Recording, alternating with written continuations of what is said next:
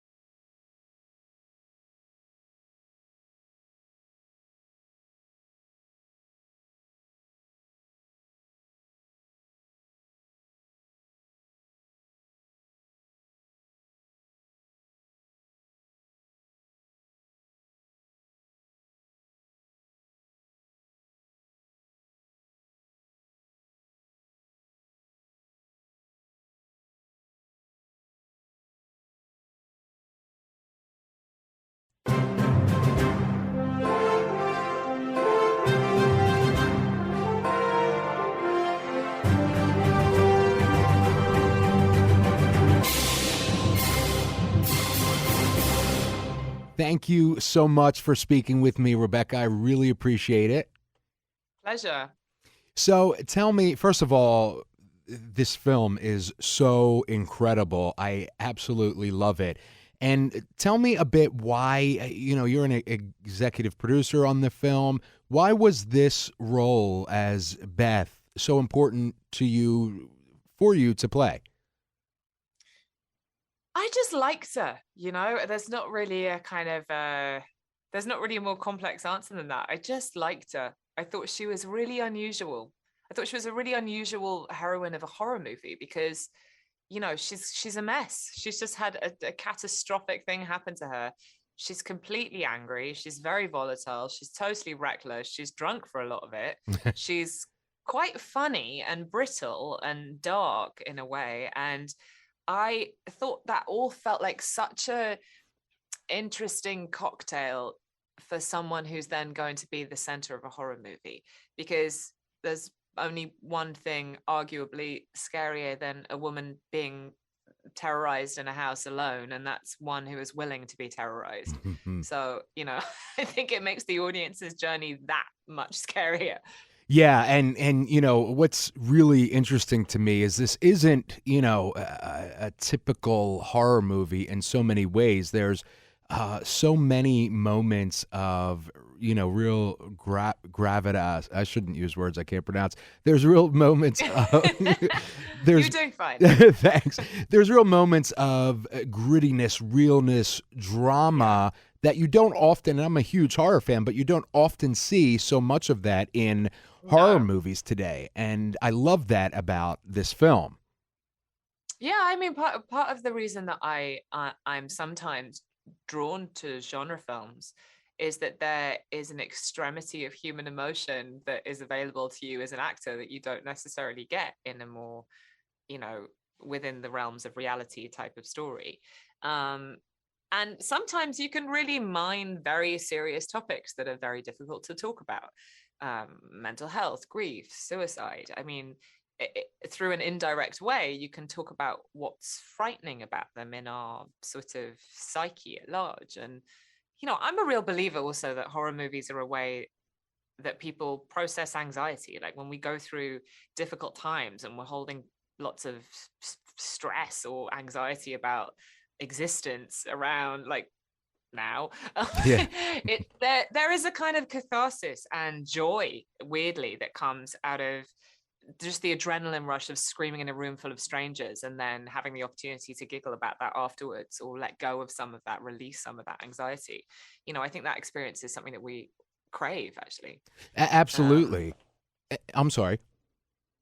no, that was it. Oh. That was it. I was waffling. Oh no, you're totally good. And I totally agree. It's a safe way for I just went through still going through grief myself with my mom passed away a few months ago. And Sorry to hear that. thank you. It is watching a horror film, watching you go through this thing is a safe way for me to get some of that out that I couldn't otherwise. And it's such a weird Right. thing to Yeah. say, but it's really kind of fascinating that Yeah. it really does. Yeah, no, I think that's true, and I think it works on the level of like of real actual grief, like you're talking about you've experienced, and also just on a level of like things that we deal with as humans that we're frightened of, because we're all gonna have to face it at some point, and I think that's I think that's really sort of valid. Um, yeah. Yeah, and finally, what do you think in, the grand scheme of your career, which you've had an incredible career so far with varied roles? How does this Mm. fit into, Rebecca's legacy of film and screen? Oh, I think it's right up there with, like, yet again, she takes on an insanely challenging, crazy, hard to pull off situation. I'm just a sucker for that. I really like to feel like I'm not going to be able to get through something.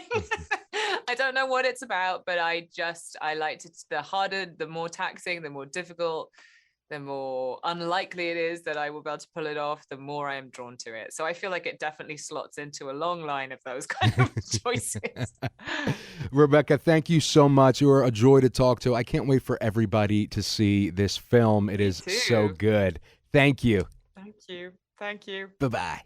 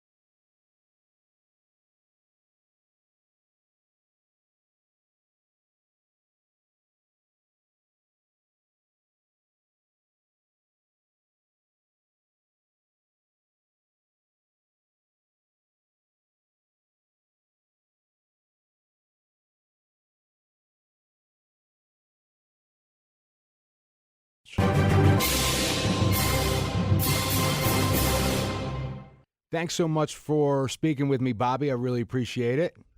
Yeah, no problem. Hi, Kyle. So, first of all, this series is incredible. I still have 2 episodes to watch. I didn't get those screeners, so now I gotta wait, and I'm dying for the conclusion. But your character is so complex and real in my opinion. How is that? How did you approach this character? Well, thanks for saying that.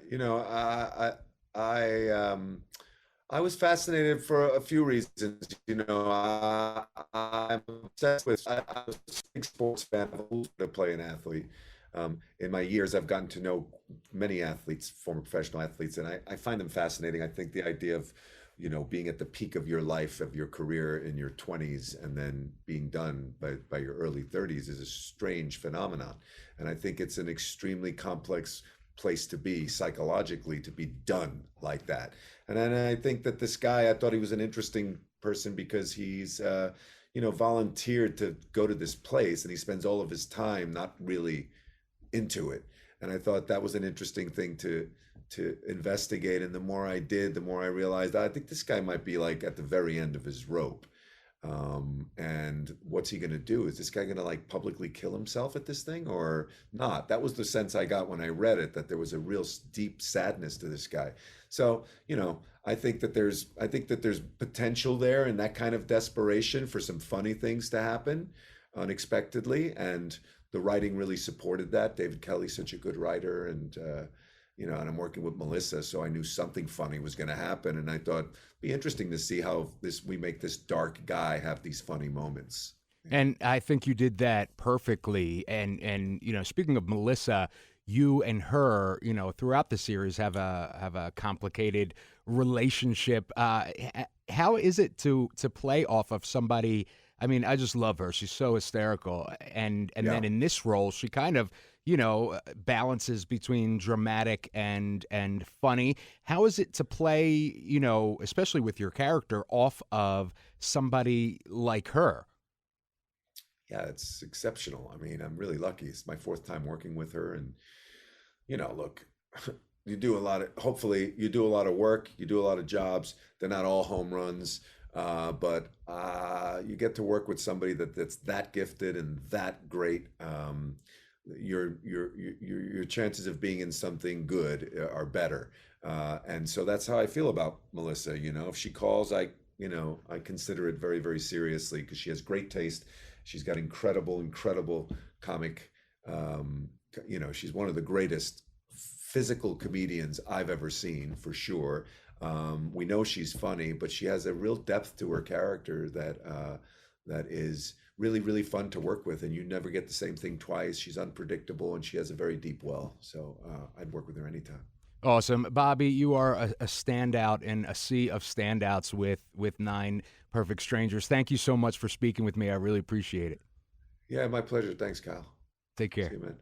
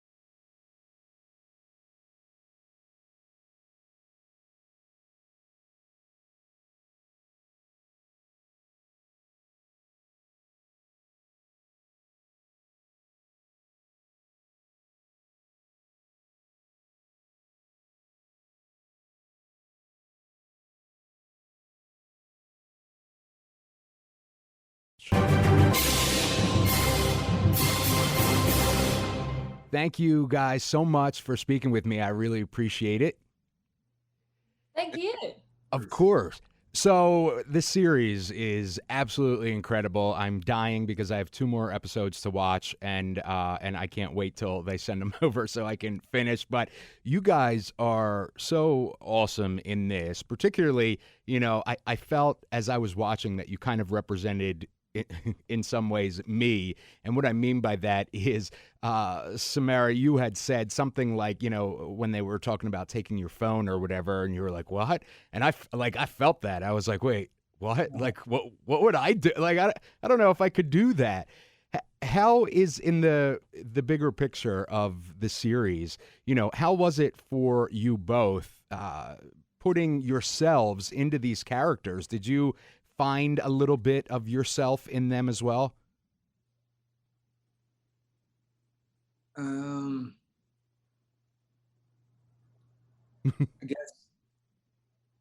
I guess what I took away from it was to be more open and understanding, less selfish, and to be vulnerable, I guess, at times. Even though I feel like I'm pretty good at it, but you can always be better.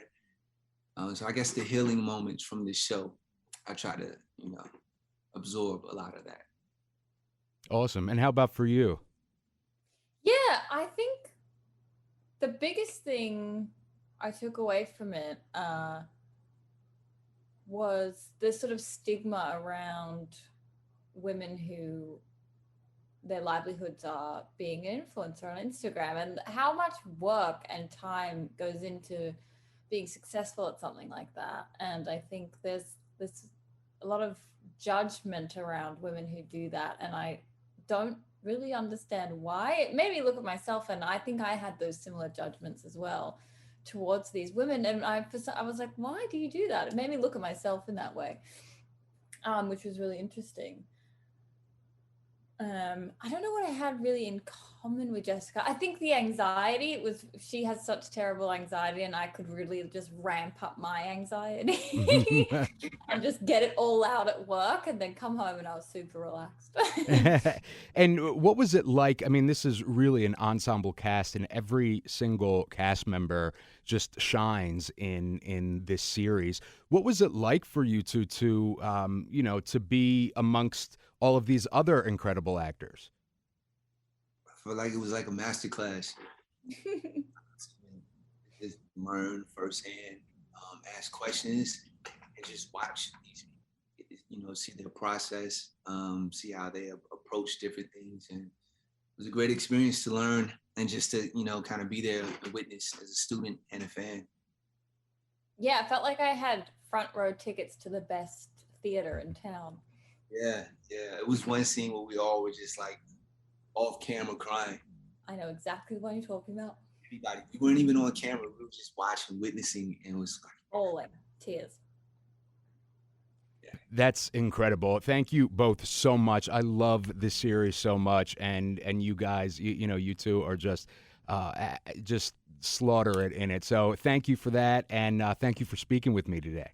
Oh, thank you so much. Of course. Have a great day. You too.